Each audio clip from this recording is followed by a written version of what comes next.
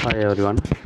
Uh, so 19EC406 Digital Communication, Unit 2 Waveform Coding and Representation.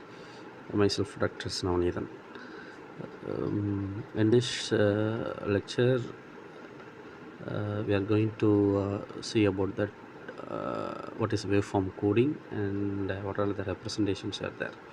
Before entering into this unit, we must know what is the title represents. Okay, and what we are going to learn inside this unit, and the course outcome of this unit as describe the principle of various baseband transmission schemes. Baseband transmission schemes, which means we are going to transmit a signal from one place to another place. Okay, so how that signal is transmitted and how it is designed, so that the base uh, concepts which we are going to discuss in this unit. Okay, the contents are available for this unit: prediction filtering and DPCM, delta modulation, ADPCM and ADPCM and ADM principles, linear predictive coding, properties of line coding, power spectral density of unipolar, polar RZ and RZ, bipolar and other Manchester codings. Okay, so in this we're going to see prediction filtering and DPCM first. Okay, so what is prediction filtering? You know what is prediction? All we know that the meaning of prediction. So we are going to predict future values. So that is the prediction, right? And filtering means going to filter something. Okay, we are going to filter unwanted things. Okay, so in communication system, many signals will travel through the channel. So we have to identify which signal is ours and which how quality it's being transmitted, that must be ensured. Okay, so for that many processes are there, and this the prediction filtering used to predict the future values of the signals, estimated signals. Okay, in a linear way. Okay, a linear means what? The graph of, if it is if you are considering is the x and y axis, like time and amplitude, if you are taking like that, now time will increases and amplitude also gradually will get increase. Okay, so that is the linear fashion. Okay, then such type of prediction we are going to do it here. Mm. The prediction is linear if it is a linear combination of the given samples of the process.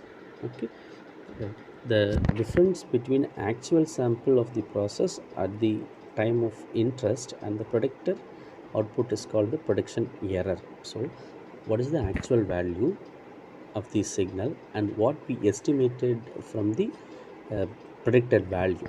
So the difference between these two will give the prediction error. That should be very minimum, then only our filter will be an efficient one. Okay, so that must aware of that. This is a simple prediction filter configuration. So xn is the samples, input sample, and it's passing through the delay element t, and we are getting xn minus 1, which means it's delayed by 1 unit of time, and followed by another delay element, and which gives xn minus 2. So up to it goes m elements. So that's what it's saying, xn minus m. Okay, and each xn minus 1 value, it's multiplied with coefficient values, that is predictor coefficient. You can say it's a predictor coefficient values, that predictor coefficient values and summed with previous value. Okay, so that is the meaning prediction. So what are all the known values and which is added with previous computed value, and finally if adding all those things we are getting final x n cap, that is last predicted value. So we can say that it's one delay element, one coefficient, and one multiplication, you can say it's a tap. In filter structure we may use n tap filter, 5 tap filter, 6 tap filter, which means they are having 6 stage of elements, 6 stage of filtering elements. Okay, so this is a general filtering diagram. Okay, filter structure. So the equation represents x n cap equal to summation of k equal to 1 to m h h o of k into x n minus k, where h o k represents what your optimum predictor coefficients. So final value should be your prediction value. Okay, so what we are going, the prediction filter, why we are going for prediction filter? So in the signal, discrete time signals, okay, we are going to predict the future values with use of previous sample and current sample values. Okay, then and next one is a differential pulse code modulation. What is differential pulse code modulation? See the diagram clearly. As I told you, x represents your time and y represents bit levels. So we have all those signals in analog format in communication channels. Okay, so we cannot process directly through the analog signal, so we need to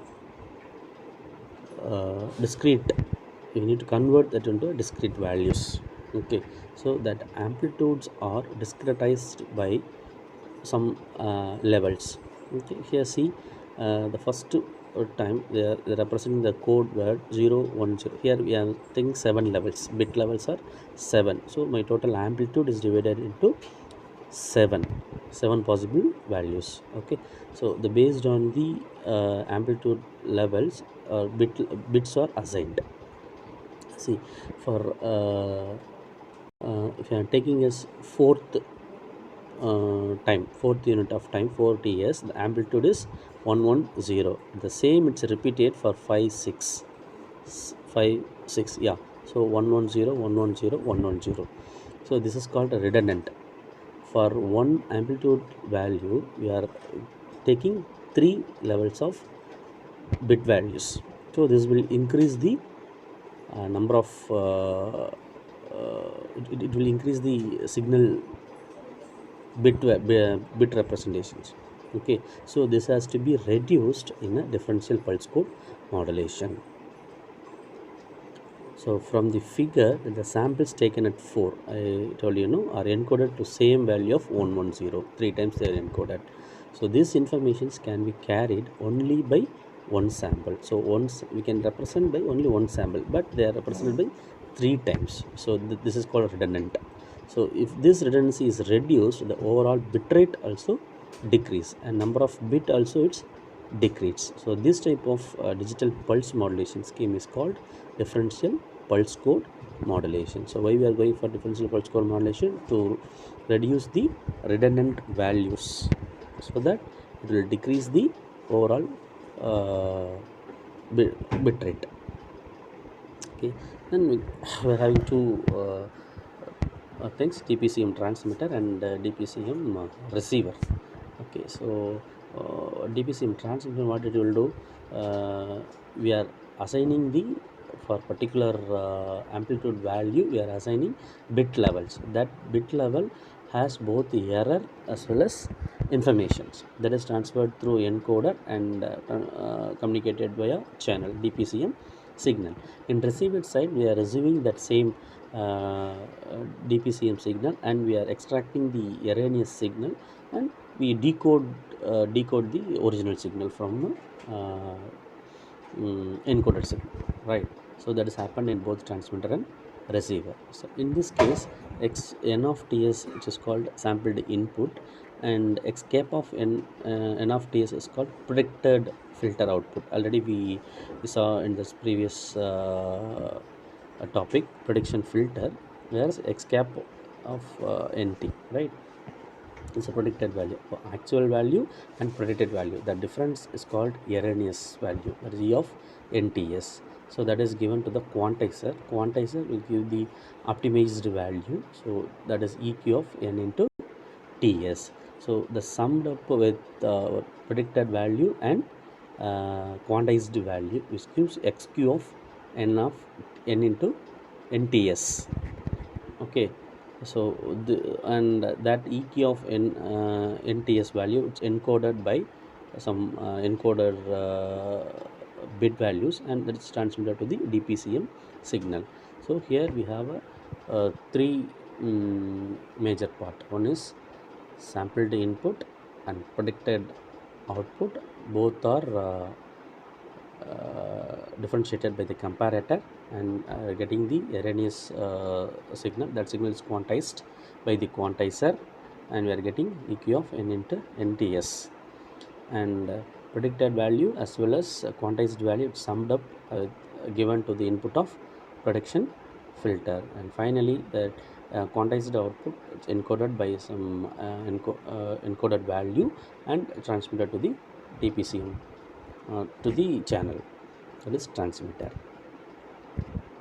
That is explained in this slide. And the reconstruction of dpcm signal, which is as I told you previously, dpcm input, which is decoded, and we separate that decoded output as erroneous signal and predicted output. That predicted output again given to the prediction filter, and both are added and given to the original dpcm signal.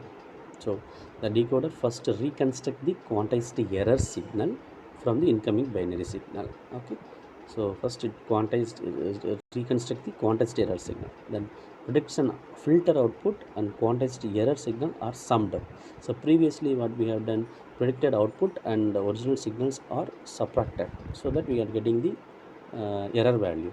Here the error signal and prediction filters are summed up to give the quantized version of the original signal. This signal at the receiver differs from the actual signal by quantized error, which is introduced permanently in the reconstructed signal. So this signal will we get the original what signal we transmitted, that sample we are getting at the receiver end. Okay, so this is what digital differential pulse code modulation receiver will work. Okay, I hope you understand what is uh, prediction filter, and using that prediction filter, what we have designed. Using prediction filter, we have designed dpcm transmitter and receiver. Okay, thank you.